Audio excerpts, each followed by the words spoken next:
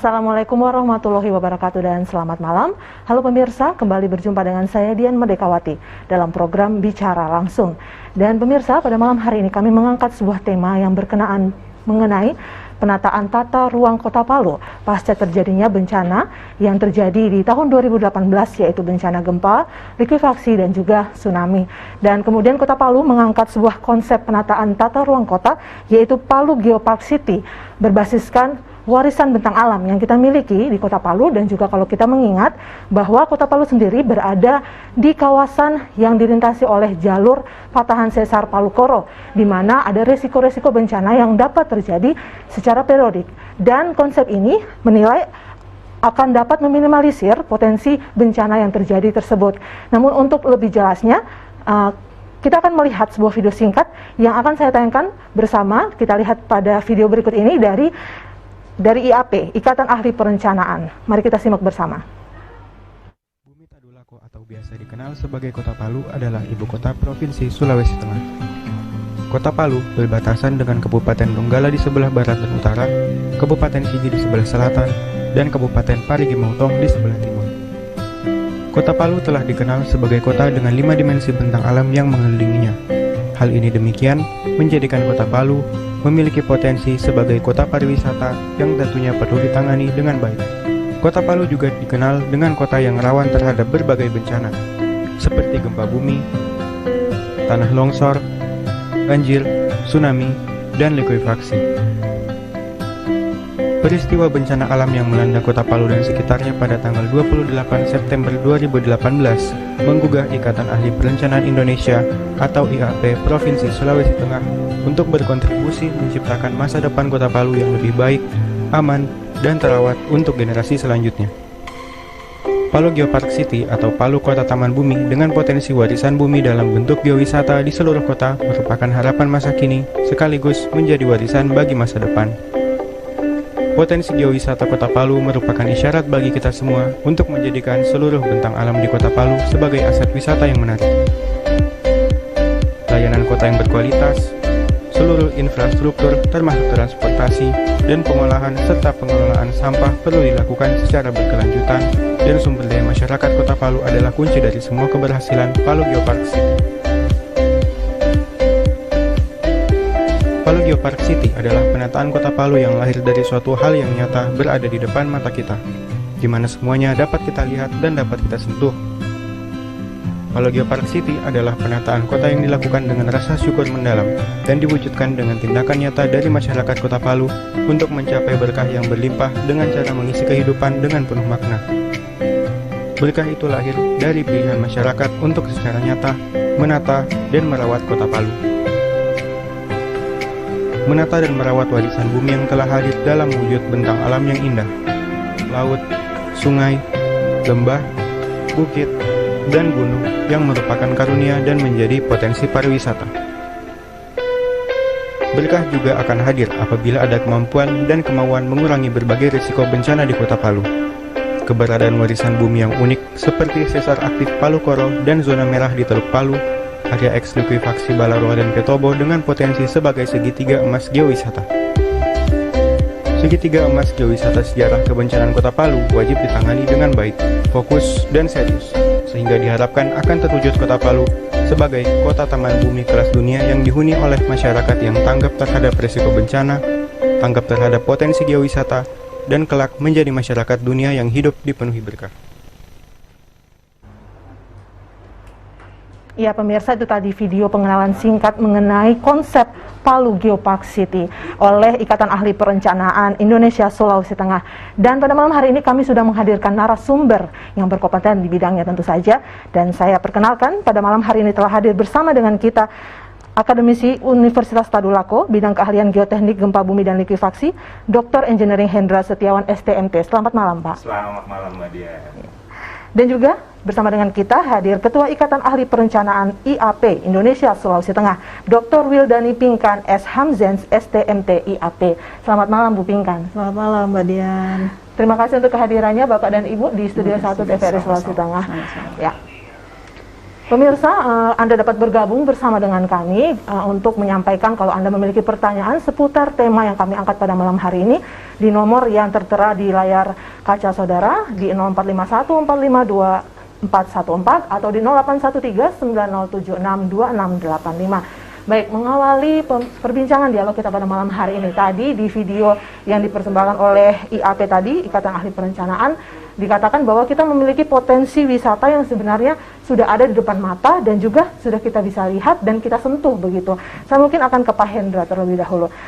Pak Hendra, konsep geopark atau taman bumi itu kan adalah manajemen pengembangan kawasan berkelanjutan yang memadukan diantaranya ada 3 hal seperti geologi atau heritage begitu, geodiversity, lalu ada keanekaragaman hayati seperti biodiversity dan juga cultural diversity. Mungkin dari segi geodiversity, kira-kira Pak, potensi seperti apa yang kita miliki di Palu tadi yang seperti dikatakan di video yang kita bisa sentuh dan kita lihat yang ada di Sulawesi Tengah ini, khususnya Kota Palu.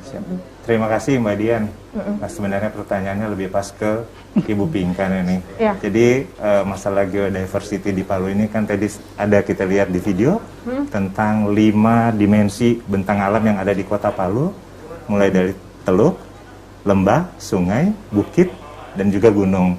Nah, di sini sebenarnya 5 utama ini adalah yang akan kita coba kembangkan untuk menunjang ke arah Palu Geopark City ini. Tentunya ini tantangan yang luar biasa karena kita dalam skala sebuah kota gitu ya. Memang kita sudah sering melihat bahwa ada beberapa lokasi lainnya di Indonesia terutama yang menjadi geopark, tetapi di site-site tertentu, hanya pada spot-spot tertentu. Tapi untuk Kota Palu ini kita kan skalanya sebuah kota. Tentunya kita harus mengembangkan semua potensi yang dimiliki Kota Palu. Selain 5 tadi, tentunya ada site-site lainnya. Misalnya kita juga punya Tugu Perdamaian, kita punya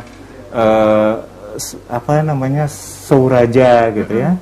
Kita punya beberapa spot-spot yang view-nya luar biasa yang perlu kita kembangkan sama-sama. Seperti itu mungkin konsep awalnya. Konsep awalnya. Ya. Baik, Ibu Pinkan sendiri dari IAP melihat ini. Karena kan Ibu, kita ini agak miris begitu Bu ya, kalau misalnya orang luar melihat potensi yang besar tentang wilayah kita, sementara kita sendiri, juga pemirsa di rumah, belum mengenal atau belum tahu, belum sadar. Jadi seperti apa Bu potensi yang kita miliki? Ya, terima kasih Mbak Dian. Jadi ketika bencana ini sebenarnya proses perubahan kita semua. Kalau kita sadar bahwa bencana alam ini bukannya sesuatu yang kebetulan, tetapi bisa dianggap ini adalah proses berbaliknya Kota Palu itu menuju kota dunia yang benar-benar penuh dengan ilmu pengetahuan karena bencana kan, penuh dengan, tapi berkah sungai, teluk, bukit, gunung, lembah. Nah itu udah pasti, itu nggak ada bencana itu pasti.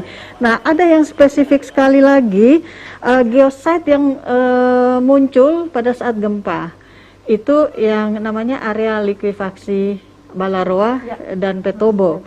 Nah ini area ini merupakan geosite baru yang muncul akibat gempa bumi, akibat sesar aktif Palu Koro. Nah ini merupakan sesuatu yang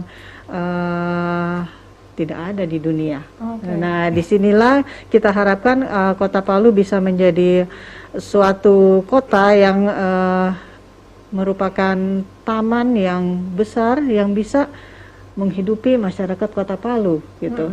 Makanya kita bilang di situ bisa disentuh, teluk, laut, sungai, semuanya bisa kita lihat gitu, bisa kita nikmati. Nah, sekarang kita tata itu menjadi sesuatu yang betul-betul penuh berkah bagi kita semua. Dapat mensejahterakan masyarakat gitu. Iya, berkelanjutan. Berkelanjutan, betul sekali. Satu poin yang sangat menarik yang akan kita bahas secara lebih lanjut, namun setelah jeda pariwara berikut ini pemirsa, kami akan segera kembali.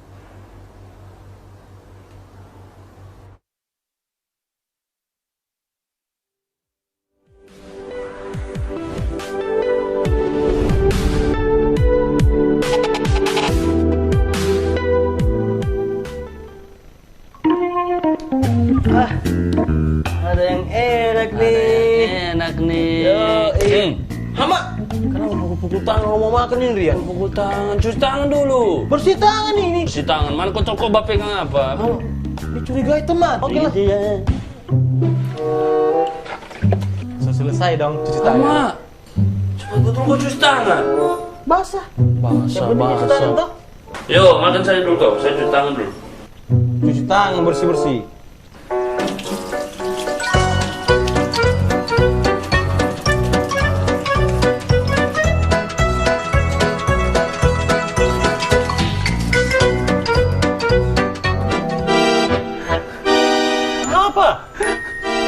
Kemana jadi?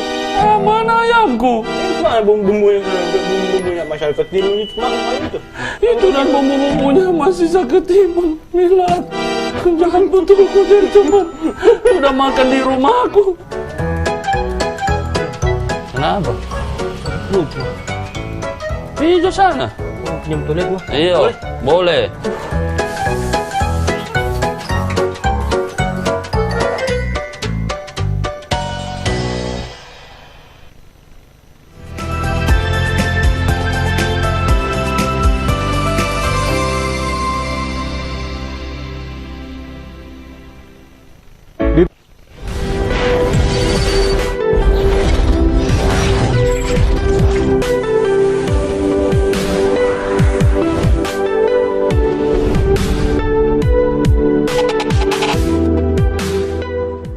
Pemirsa, Anda kembali dalam program Bicara Langsung, masih menghadirkan dua narasumber yang tadi sudah menghadirkan informasi kepada Anda, dan pada sore hari ini juga kami telah bergabung bersama dengan narasumber kami yang ketiga, yaitu Kepala Dinas Pariwisata dan Ekonomi Kreatif Kota Palu, Bapak Dr. Farid Rifai, SOS MSI. Selamat malam, Pak. Malam. Terima kasih sudah hadir. Ya, tadi kami sudah membicarakan awal mengenai pembicaraan konsep Palu Geopark City ini, mengenai bagaimana memberikan dampak yang berkelanjutan, begitu Ibu Pinkan ya. Dan karena sudah hadir di sini Pak Kadis, jadi kami juga ingin membahas mengenai dua aspek lain dari pembentukan Geopark City ini, di mana kalau tadi ada geoheritage, geodiversity, lalu kemudian ada biodiversity dan juga cultural diversity. Mungkin di sini mengenai kebudayaan, keragaman kebudayaan yang kita miliki di Kota Palu, karena itu juga adalah salah satu unsur yang ada dalam pembentukan Geopark begitu. Pak Kadis, kira-kira apa yang kita miliki, keanekaragaman budaya seperti apa yang dimiliki oleh Kota Palu ini sehingga kemudian itu bisa menjadi potensi? Ya, baik. Assalamualaikum warahmatullahi wabarakatuh. Waalaikumsalam. Memang berbicara tentang Geopark ini adalah suatu taman bumi ya. Jadi di Kota Palu ini ada beberapa yang memang tidak dimiliki oleh daerah lain. Misalnya ada 5 dimensi, misalnya ada pegunungan, ada laut, ada lembah, ada bukit, dan sungai. Nah, budaya kita di Kota Palu ini pada umumnya mata pencaharian mereka itu kuliner. Kenapa? Karena kita tidak punya lahan perkebunan, lahan pertanian yang cukup besar, peternakan, perikanan, semua tidak ada di Kota Palu. Arealnya tidak cukup untuk menjadikan sumber pendapatan masyarakat. Nah, kita harus banyak menjual wisata. Wisatanya tadi itu dari 5 dimensi kita kelola seperti yang disampaikan Ibu Pinkan tadi itu. Kita harus kelola bagaimana, apalagi satu ketambahan Geopark lagi, jadikan taman bumi ini bagaimana sepanjang areal itu, sepanjang garis koro patahan itu mungkin di simbol-simbol ada dipasang lampu-lampu sehingga masyarakat bisa tahu, oh ini garis Palu Patahan. Ya, itu salah satu ide mungkin dari Dinas Pariwisata, Pak ya. Kemudian ada monumen di situ. Jadi dibiarkan dulu itu yang terjadi bencana itu. Baik. Mungkin saya akan ke Pak Hendra dulu. Pak Hendra, kalau kita ingin membangun geopark yang baik itu, kita harus memerlukan cerita bumi yang utuh. Nah, mungkin kita perlu membuat sebuah cerita bumi yang utuh mengenai Tanah Tadulako ini. Seperti apa cerita bumi yang ada di Sulawesi Tengah, khususnya Kota Palu, untuk mendukung pembentukan geopark, Pak? Kalau kita berbicara tentang impian kita sama-sama untuk menjadikan sebuah Palu Geopark City.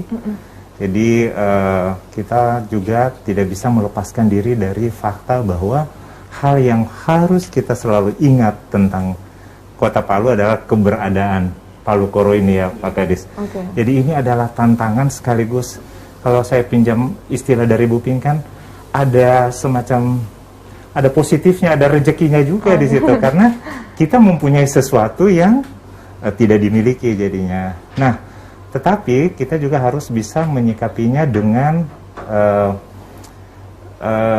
bijaksana seperti ini. Kita ketahui bahwa Palu Koro ini, sesar Palu Koro ini menyebabkan kita, kondisi lahan kita ini, Kota Palu menjadi begitu rawan terhadap gempa bumi beserta bencana susulannya, misalnya yang dipicu oleh gempa bumi, tsunami, dan likuifaksi tadi. Nah, kita perlu sekali mengedukasi, memberikan informasi kepada masyarakat. Bagaimana sih kita bisa hidup berdamai dengan kondisi Kota Palu ini?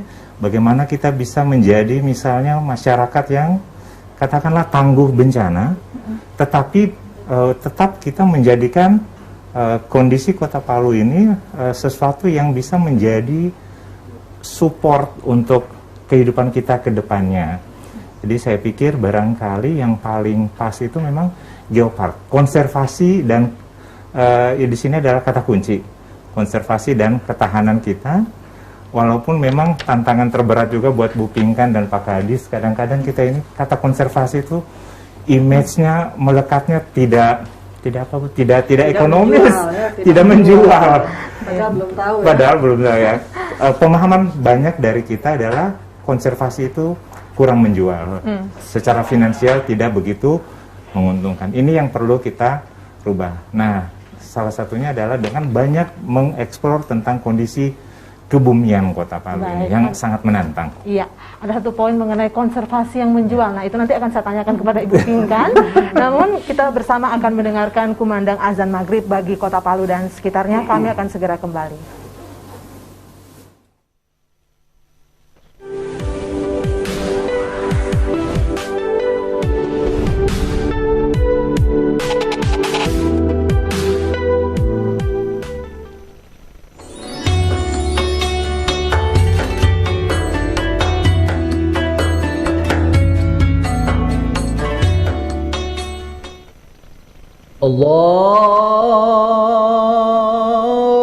Allahu Akbar, Allahu Akbar, Allahu Akbar,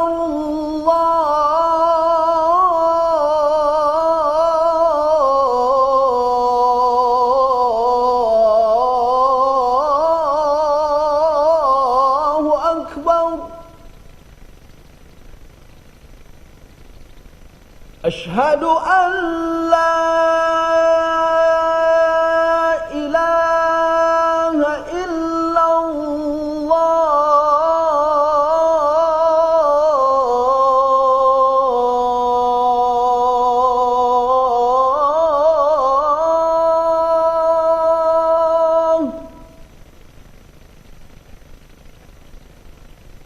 Ashhadu an la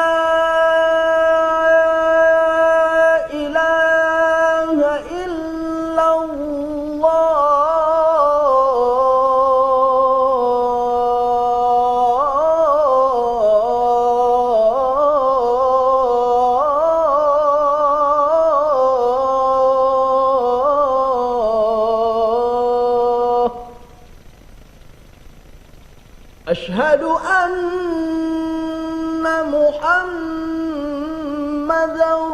Rasulullah.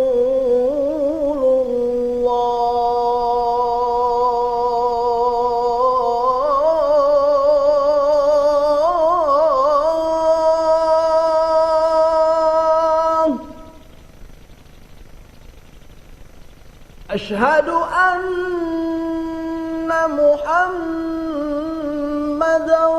Rasulullah.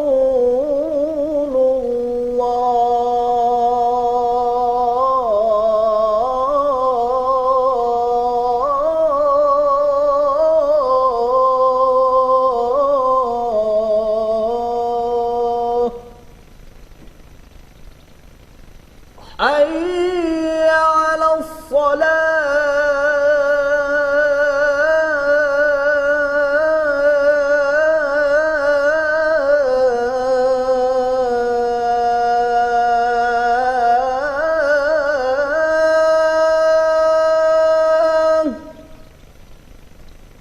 حي على الصلاة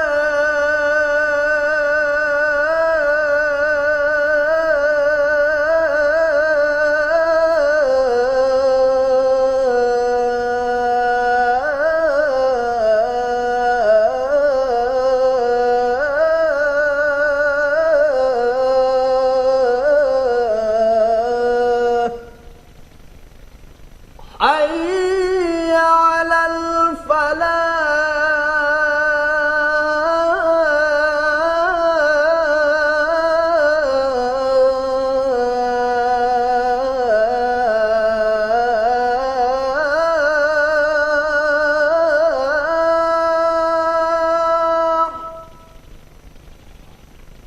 حي على الفلاح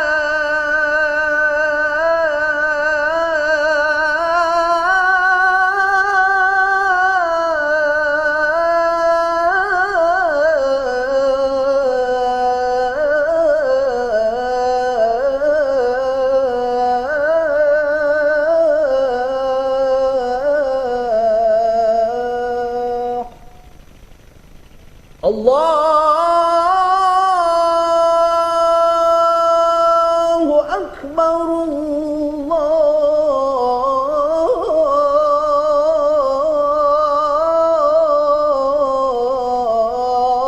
الله أكبر لا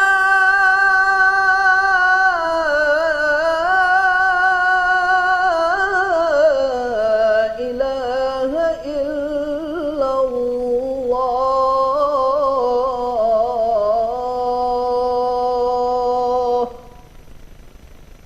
اللهم رب هذه الدعوة التامة والصلاة القائمة آت سيدنا محمدا الوسيلة والفضيلة والشرف والدرجة العالية الرفيعة وبعثه المقاما محمودا الذي وعدته إنك لا تخلف الميعاد.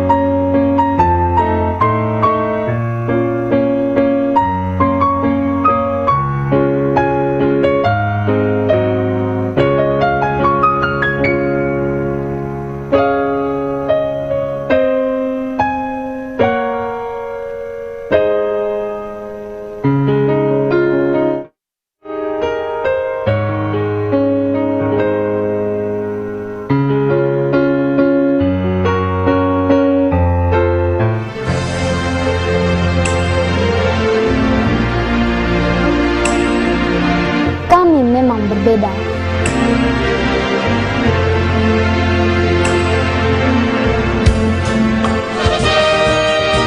Dan perbedaanlah yang mempersatukan kami.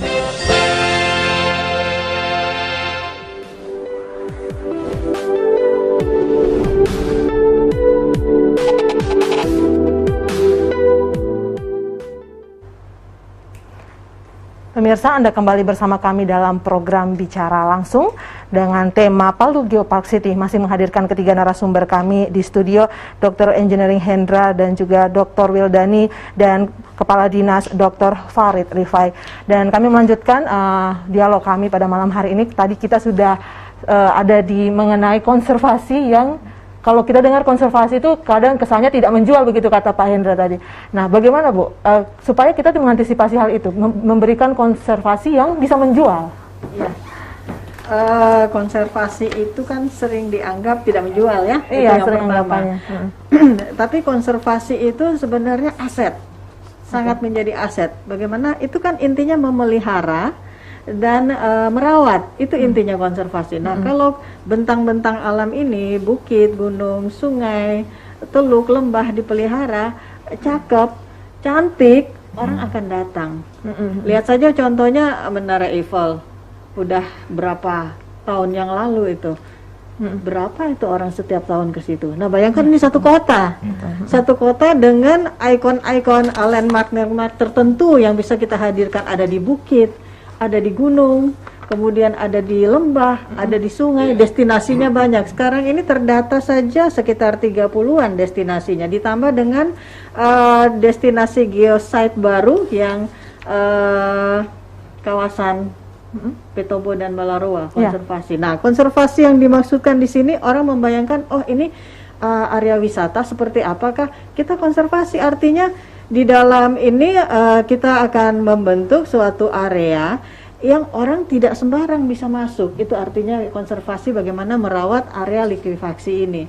Bentuk gambaran kasarnya taman, tapi orang tidak bisa masuk. Orang hanya bisa melihat dari luar ataupun dari gardu-gardu atau dari hotel-hotel di resort di sekitarnya, bisa berjalan-jalan di sisinya, dan di taman ini hanya bisa masuk yang merawat. Nah, kira-kira gambaran konservasinya begitu.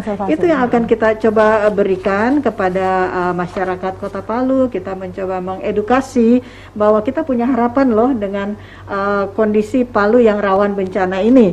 Kita sangat punya harapan. Artinya masyarakat tahu seberapa bencananya yang akan kita dapatkan secara periodik, tapi juga kita punya harapan gitu, dan harapan itu kan harus pasti ya. Dari apa? Sektor pariwisata. Sektor pariwisata yang disampaikan oleh Pak Kadis tadi. Betul. Ya, baik. Basisnya adalah alam. Iya, Ibu Pinkan mengatakan mengenai bahwa konservasi itu adalah tentang memelihara dan merawat. Mungkin saya bisa sedikit membahas tentang bahwa kemarin ada berita yang masuk ke kami, yang kami tayangkan juga di program Sulawesi Tengah hari ini, Pak Kadis, itu mengenai kondisi lokasi wisata likuifaksi Petobo yang sepi pengunjung begitu, Pak. Nah, ini kan merupakan salah satu geosite sebenarnya, Pak ya. Apa yang menurut Bapak, bagaimana tanggapan Bapak tentang lokasi wisata likuifaksi Petobo yang sepi pengunjung ini? Apakah kurang perawatan atau kurang sosialisasi kepada masyarakat atau seperti apa, Pak? Ya, baik. Untuk Petobo itu memang sekarang kurang dikunjungi orang karena memang kita masih membenahi bahwa di situ akan dijadikan monumen yang menjulang tinggi. Nanti di sepanjang monumen itu akan kelihatan, oh ini garis daerah patahan ini pernah terjadi likuifaksi, sehingga apa yang terjadi situ harus dipelihara dulu, jangan dulu diratakan sehingga menghilangkan jejak. Nah, kita inginkan ada menara yang tinggi di situ sehingga ketika orang naik di atas menara itu, oh ini pernah patah di sini, pernah terjadi likuifaksi. Oke, artinya pembangunan menara itu tidak di atas posisi lokasi likuifaksi itu, Pak ya, bukan nanti ya? Bisa melihat sepanjang di luar dari situ, tapi bisa melihat begitu bisa ya. Melihat. Berhubungan dengan apa ya konsep yang disampaikan Ibu Pinkan tadi tentang membentuk kawasan konservasi di mana orang bisa melihat dari luar begitu. Karena ada kekhawatiran begitu Ibu Pinkan dan juga Pak Kadis mengenai masyarakat yang mereka tuh merasa terusik kalau misalkan merasa tidak enak kalau misalkan di situ dibangun diratakan begitu, ada kata-kata diratakan, membangun suatu infrastruktur, kemudian di situ padahal bisa kita katakan adalah makam begitu dari orang-orang yang tertimbun di kawasan likuifaksi tersebut. Di monumen itu juga kita akan adakan wisata kuliner, nantinya akan ditata rapi dan diutamakan masyarakat orang-orang yang pernah terjadi bencana, mereka lah yang diutamakan untuk berjualan dulu untuk di situ. Oke, baik, itu pengembangan untuk lokasi likuifaksi Petobo begitu Pak Kadis ya. Baik pemirsa, kembali saya mengingatkan kepada Anda dapat bergabung bersama kami apabila Anda memiliki pertanyaan dan juga Anda memiliki saran seputar tema yang kami bahas pada malam hari ini, yaitu mengenai Palu Geopark City. Baik Ibu Pinkan, Geopark itu adalah kesatuan daerah yang memiliki makna internasional yang dikelola dengan secara holistik begitu, dan juga mempertimbangkan mengenai perlindungan, pendidikan, penelitian dan pembangunan secara berkelanjutan seperti yang Ibu Pinkan juga sudah sampaikan tadi. Dan kemudian bagaimana kemudian IAP, seperti apa gambarannya keempat hal yang tadi itu direncanakan oleh IAP atau dipikirkan melalui pembangunan Geopark City ini, Bu? Ya, oke. Jadi Geopark City ini kolaborasi dari berbagai macam komponen masyarakat gitu ya, dari akademisi, kemudian organisasi-organisasi profesi, teman-teman yang dari arsitektur itu akan sangat membantu untuk arsitektur konservasi. 2 hari yang lalu kemarin itu kami berdialog dengan mereka gitu. Coba dari arsitektur konservasi itu seperti apa untuk suatu kota, itu harus didesain. Jadi wajah kota yang konservasi itu seperti apa, itu kita harus rancang. Artinya tidak merubah apa yang ada sekarang, tapi mempercantik dari apa yang ada. Itu yang harus dipikirkan. Tidak merubah tapi mempercantik. Itu tantangan, meremajakan, merawat dari yang sudah ada. Jadi tidak ada rombak, tidak ada apa. Tapi bagaimana caranya dipoles seperti apa? Misalnya aja Teluk Palu ya. Teluk Palu itu ada, saya lihat satu yang bisa jadi geosite. Itu kalau sebelah Raja Moili 1. Itu ada bangunan bekas ada kegiatan di situ dulu ya. Di situ nah itu bisa dilakukan arsitektur konservasi di situ, di sepanjang teluk itu salah satu contohnya. Dan kecantikan itu akan muncul begitu itu dipoles dengan kesungguhan jiwa, kesungguhan hati, arsitektur dari jiwa itu akan muncul gitu, kira-kira seperti itu. Kalau kita berbicara berkelanjutan ini berarti kita juga mempersiapkan sesuatu bukan hanya mengenai hari ini, tapi juga ke depan. Artinya berarti kita akan merangkul pemuda. Nah, seperti apa itu, Ibu Pinkan? Kalau dari anak cucu gitu ya, sampai generasi berikutnya. Jadi kita memang harus ada kan sosial budaya. Yang paling penting di sini budaya. Jadi kita akan mulai kalau dari sosial budaya itu, karena itu kan yang mempunyai masyarakat gitu ya, keturunan dan lain-lain itu. Kita harus tahu seperti apa Kota Palu awal berdirinya. Nah, kita di dalam cita-cita kita di sini akan ada kampung heritage juga. Kampung heritage. Jadi kampung warisan gitu. Nah, itu akan kita dapatkan dari hasil olahan bersama teman-teman, misalnya dari komunitas historia, misalnya kita akan diskusi dengan teman-teman gitu. Bagaimana Sauraja seperti apa gitu di masa dulu, sehingga ketika Sauraja ini jadi destinasi, prosesi yang ada di masa lalu itu kita bisa rekonstruksi, dan itu tawaran wisata yang sangat unik. Itu baru satu destinasi itu ya. Nah, itu berarti menghadirkan keluarga dari raja-raja kita dahulu seperti apa. Mereka akan berkontribusi di dalam pembentukan wisata Kota Palu. Gitu. Artinya memperkuat cerita mengenai heritage itu. Cerita mengenai bumi kita ini seperti apa di Tadulako ini begitu Bu ya. Baik, kalau Pak Kadis bagaimana Pak? Caranya kemudian ke depan secara berkelanjutan ini kemudian melibatkan juga pemuda, karena tentu saja ini kan akan terus nanti pemuda yang meneruskan pembangunan ini. Baik, kita tetap tidak boleh lari dari 5 dimensi. Jadi kalau saya urai dari untuk pegunungan, kita harus bermimpi besar, ya, dimulai dari yang kecil. Kalau Pak Gubernur Pak Rusdi Mastura katakan bahwa harus bermimpi besar, tapi dimulai dengan yang kecil. Pertama, kita lihat dari pegunungan. Mimpi besar kita adalah bagaimana pegunungan itu menghasilkan PAD. Di situ ada para layang. Nah, para layang kalau kita lakukan event internasional, bisa seluruh 25 negara bisa. Kemudian mimpi besar kita pasang gondola dari Salena sampai ke hutan kota, lewat di sepanjang pantai itu. Kemudian kita lihat ke sungai, ya, dari 5 dimensi tadi. Di sungai Palu ini panjang. Nah, saya sudah mencoba mewarna-warni itu tanpa dana sedikit pun, hanya partisipasi masyarakat untuk ngecat saja dindingnya, dan itu ternyata menarik. Kita lakukan partisipasi dengan masyarakat. Nah, sekarang sudah mulai orang-orang untuk berjualan di sekitar situ. Dan sudah kita pasang 16 unit box kuliner. Ternyata setelah dievaluasi, hampir 300.000 satu box kuliner. Kalau kali 16, 4.400.000 satu malam. Kalau satu bulan, 144 juta. Kalau 1 tahun, 1,7 M. Kalau dipajak, itu masuk uang pajak 6%, 103 juta. Nah bagaimana sepanjang itu kita pasang 500 unit? Itu 500 unit box kuliner hanya ukuran 2x2 saja. Itu bisa 54 miliar. Ya, artinya itu langkah-langkah yang sudah dilakukan oleh Dinas Pariwisata ya, dengan juga merangkul pemuda di dalam bidang-bidang itu, kuliner, Karena kita di Palu 70% itu kuliner dengan pedagang. Tidak ada yang jadi petani, peternak, jarang. Hanya kuliner dengan pedagang di Kota Palu ini. Jadi ya kesempatan kita untuk melakukan jasa untuk Kota Palu. Baik. Saya akan ke Pak Hendra. Pak Hendra, ada satu nilai penting warisan dari Geopark itu adalah berperan penting dalam pengembangan riset dan juga pendidikan ilmu kebumian. Tentu saja ini bukan hanya sebatas tentang bagaimana tempat kita ini di Kota Palu menjadi lahan penelitian, tapi juga mungkin awalnya kita bisa melihat dulu masyarakat kita sendiri, apakah sudah teredukasi dengan kondisi alam kita. Bagaimana kira-kira Bapak melihat hal ini? Baik, kita harus mengingat juga ke belakang bahwa gempa bumi ini kan sesuatu yang bersifat periodik, suka tidak suka, siap tidak siap, akan ada waktu pengulangan terjadinya. Nah, di situ kita perlu menyiapkan generasi muda, anak cucu kita gitu. Jadi kita perlu menyiapkan generasi muda dengan edukasi yang sekaligus menyiapkan mereka untuk paham tentang kondisi rawan bencana ini, sekaligus memberikan edukasi tentang bagaimana sih konservasi ini, bagaimana konservasi yang selain merawat, memaintain, mempercantik gitu.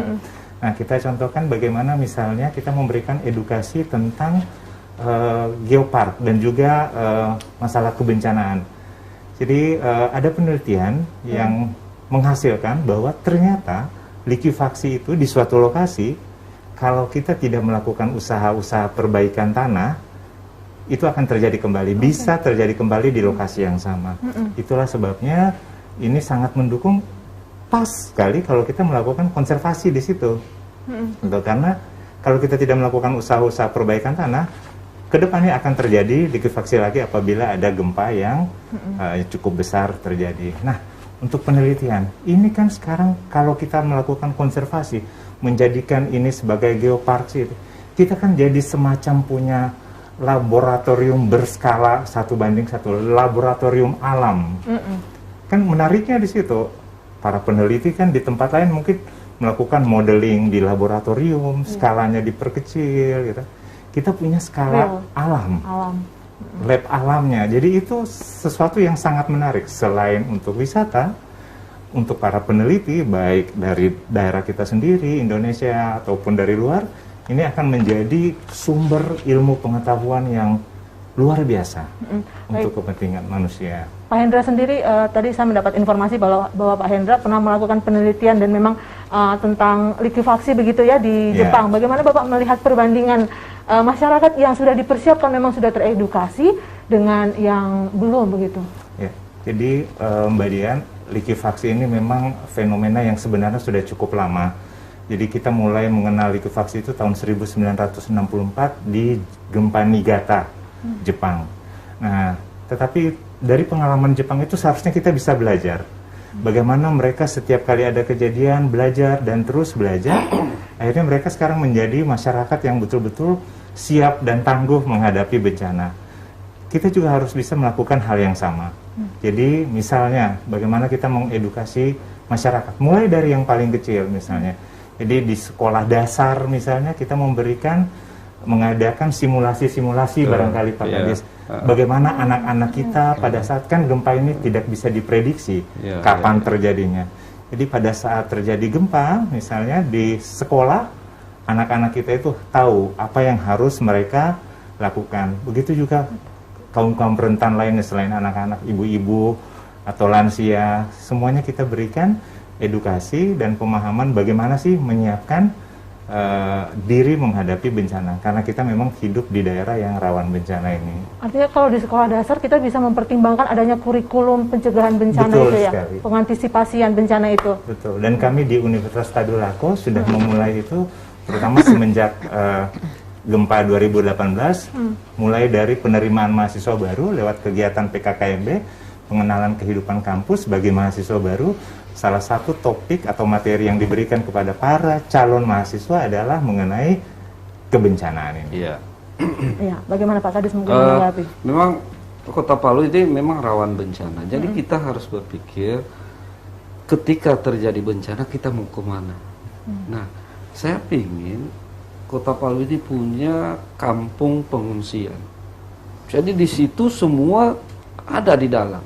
Ada gudang, ada kampung pengungsian. Jadi semua orang ketika terjadi bencana, mereka sudah tahu, oh ke sini. Jadi titik-titik jalan itu sudah dibuka.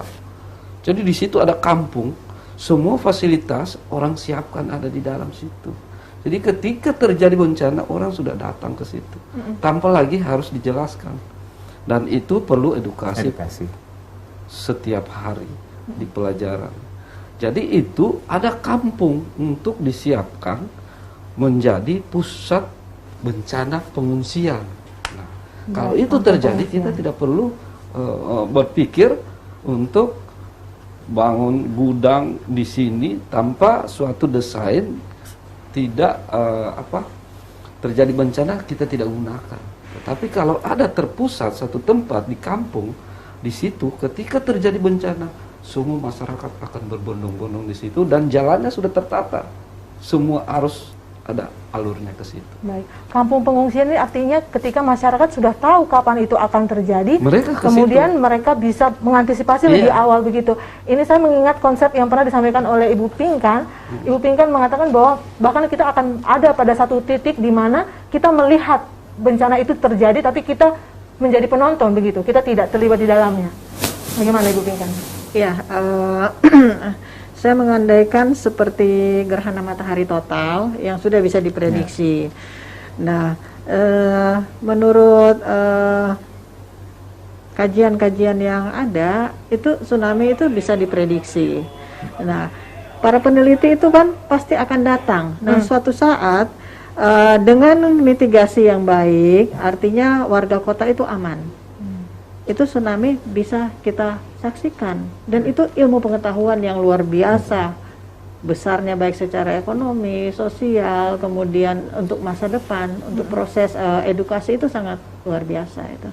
Kita berada di tempat yang tinggi dan bisa melihat bagaimana pengetahuan alam itu terjadi betul-betul terjadi di depan mata kita. Baik. Dan Ibu Pinkan, kita berpikir karena mengenai mindset masyarakat yang belum berubah, mungkin ya masih ada rasa trauma, dan itu memang tidak bisa dipungkiri begitu ya, karena terjadi di depan mata begitu. Bagaimana kita mengubah atau membentuk mindset yang awalnya menjadi trauma ini, kemudian melihat ini sebagai sesuatu yang istilahnya mungkin mercy in disguise begitu, sesuatu yang justru harusnya kita syukuri. Mungkin saya akan menanyakan pendapat ketiga narasumber kami, mungkin dari Ibu Pinkan dulu. Baik, dengan harapan tentunya, ya, dengan memberi harapan. Dengan memberi harapan di mana masa depan itu ada. Masa depan itu ada, dan yang sangat penting dihindari adalah resiko itu. Resiko dari tsunami, resiko dari likuifaksi. Bagaimana menghindarinya? Tentu dengan pengetahuan. Makanya di dalam konsep Geopark, edukasi itu nomor 1. Bagaimana masyarakat teredukasi secara berkelanjutan, mulai dari anak-anak sampai dengan orang tua. Nah, edukasi nomor 1. Kemudian konservasi, artinya kita merawat dan memelihara Kota Palu ini dengan bentang alam yang unik dan dengan geowisata yang baru terbentuk, itu area likuifaksi Petobo Balaroa. Dengan ada geowisata yang baru terbentuk ini, kita tidak membayangkan itu wisata yang gembira ria ya. Itu adalah area wisata untuk berlangsung secara hikmat. Orang situ akan berziarah, orang di situ akan berdoa. Seperti itu gambaran-gambaran yang kita berikan di konservasi Petobo dan Balaroa, sehingga masyarakat itu akan masuk di situ dengan tertib, berdoa, kemudian memberikan karangan bunga mungkin di situ, seperti itu. Dan dari atas melihatnya, bisa juga berjalan melingkar di area sekitar itu. Kira-kira seperti itu. Nah ini kita mengedukasinya itu dengan barangkali kita bisa bikin simulasi-simulasi Pak ya. Dari Dinas Pariwisata ini kan saya melihat pasukannya Bapak itu luar biasa, kabit-kabitnya itu bagus-bagus di bawah pimpinan Bapak. Nah itu sangat bisa dilakukan gitu hal itu. Kita akan mulai dari Dinas Pariwisata yang mengedukasi geopark ini gitu. Sehingga masyarakat itu terjadi masyarakat sadar wisata satu Kota Palu. Bahwa kita punya potensi wisata yang besar dan semua masyarakat itu adalah masyarakat yang memiliki kesadaran menerima bahwa pariwisata adalah sektor ekonomi yang bisa membuat adanya harapan masyarakat, adanya harapan. Ya, intinya adanya harapan itu ya dari Ibu Pinkan mengenai edukasi, sadar wisata dan juga konservasi berkelanjutan yang harus kita concern begitu. Kita bergerak mulai dari dinasnya Pak Kadis nih. Pasukannya bagus-bagus kok Pak Kadis. Iya, iya. Baik, saya akan ke Pak Hendra mengenai pertanyaan ini Pak. Bagaimana membentuk pola masyarakat yang awalnya mungkin trauma kemudian mensyukuri hal ini? Ya. Baik Mbak Dian, jadi salah satu poin dari konservasi adalah mitigasi bencana. Kenapa? Karena kita ini kan daerah yang rawan bencana. Bencana kita kan kompleks. Jadi lewat edukasi kita bisa menyiapkan masyarakat yang mitigasi bencana itu mengenai kesiapsiagaan bencana, tangguh bencana, seperti itu ya. Jadi edukasi ini penting sekali. Nah kalau kita dengan memberikan harapan dan edukasi, sebenarnya kita menyiapkan mereka untuk mendukung kesuksesan dari Palu Geopark City ini. Gitu. Kita kan sudah membahas dari awal bahwa selain konservasi kita juga harus menyiapkan masyarakat kita terhadap bencana. Ini penting sekali. Seperti berarti Pak Hendra sadar wisata, sadar bencana. Sadar wisata, sadar bencana. Iya, satu poin lagi sadar bencana. Kita di Palu gitu kan. Kita punya sadar wisata, kita sadar wisata bahwa kita punya potensi. Duitnya masuk. Duitnya masuk. Tapi juga kita aman. Kenapa? Karena kita sadar bencana gitu ya. Sebagai contoh barangkali kalau kita lihat di YouTube bagaimana gempa di Jepang 2011 itu. Ini masalah edukasi masyarakat Bu Pinkan, Pak Kadis. Ini gempa 9,1 kalau tidak salah ingat, 9,1 atau 9,0. Ini tsunami udah mau datang nih. Helikopter sudah terbang di atas, mau warning, tsunami akan segera datang. Tetapi tidak terjadi kepanikan di pinggir jalan itu. Mobil tidak tap-tap, tidak main klakson. Semuanya mengikuti alur. Begitu juga kalau ada gempa bumi di bangunan tinggi misalnya. Kalau kita kan masih begitu gempa, panik, pokoknya saya selamat, panik. Orang mau keinjak, orang mau jatuh gimana. Tetapi kadang-kadang begitu gempa berhenti, bangunan aman-aman saja. Tapi cedera terjadi karena saling injak-injak itu. Nah, dengan edukasi, simulasi, dimasukkan ke kurikulum gitu ya. Jadi kita menyiapkan semuanya. Jadi sadar wisata, sadar bencana. Amanlah Palu ini. Iya, tambah satu poin lagi sadar bencana dari Pak Hendra. Baik, bagaimana dengan Pak Kadis? Memang perlu edukasi. Tetapi masyarakat Kota Palu ini adalah masyarakat yang tangguh. Itu Allah sudah turunkan, hanya masyarakat Palu yang mampu mengatasi ini. Sudah ditakdirkan. Betul, Pak. Jadi kita tidak perlu khawatir, hanya kita yang mampu. Bukan orang luar sana datang ke sini, tidak. Hanya masyarakat Kota Palu yang mampu mengatasi persoalan kemarin itu. Jadi kita memang masyarakat tangguh yang tidak dimiliki oleh orang lain.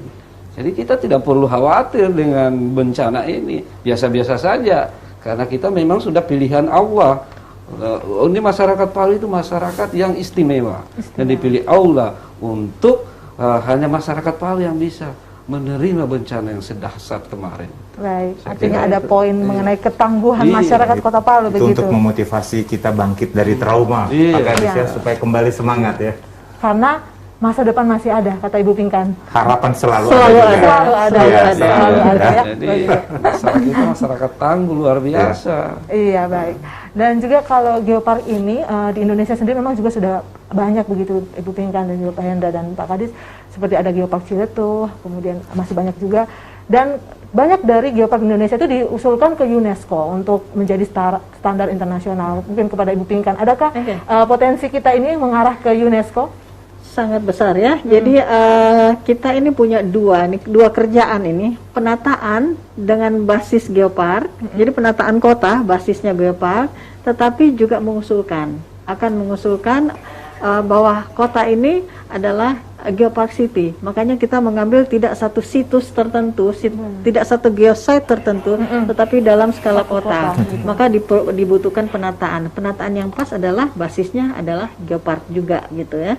Jadi yang pertama tentunya kita akan mencoba ini secara nasional, kemudian 2 tahun setelah kita bisa meraih status nasional, kita akan coba ke UNESCO itu. Tapi tentu kita coba tata kota dulu ya, dari level masyarakat gitu, kita tata kota dengan baik, penataan kota yang baik, kemudian kita mengusul melalui, kita akan punya rencana induk geopark gitu, dan kemudian mengusul ke nasional. 2 tahun kalau kita dapat status sangat memungkinkan untuk UNESCO. Dan kalau kita sudah jadi daily, artinya ini menata, merawat itu jadi keseharian, nggak usah khawatir status itu akan hilang karena udah jadi keseharian, setiap hari hidupnya itu adalah merawat kota gitu. Baik. Tidak terasa kita berada di akhir dari sesi kita pada malam hari ini, dialog mengenai Geopark City yang sangat menarik. Mungkin saya bisa mendengarkan closing statement atau harapan dari Palu Geopark City ini ke depannya. Saya mungkin mulai dari Pak Kadis dulu. Silakan Pak Kadis. Jadi saya mengharapkan pariwisata ini menjadi satu-satunya yang bisa dijual di Kota Palu. Jadi kalau mau bicara pendapatan, meningkatkan pendapatan asli daerah, tidak ada jalan lain kecuali mengembangkan pariwisata. Itu yang bisa dilakukan di Kota Palu. Ya, ada harapan mungkin juga Pak? Ya, harapan saya dengan adanya penjualan beberapa produk destinasi tadi wisata, masyarakat akan mendapatkan pekerjaan-pekerjaan yang layak. Masyarakat akan mendapatkan hal-hal yang bisa mereka inginkan, sehingga mereka bisa, orang tuanya bisa meningkatkan pendidikan anak sekolahnya, dan akan terjadi ekonomi di masyarakat, karena pariwisata itu adalah urutan ketiga di Indonesia. Urutan ketiga apa ini Pak? Ya, pendapatan untuk sumbangsi pendapatan ke daerah di Indonesia. Nah, dengan bencana kemarin mungkin turun. Tapi kalau pariwisata dikelola dengan baik, dimanapun dunia ini selalu menginginkan pariwisata menjadi sektor unggulan devisa negara. Sektor pariwisata adalah sektor unggulan kita di Kota Palu, begitu Pak? Palu, iya. Iya, baik. Melalui Geopark ini tentunya juga ya Pak ya.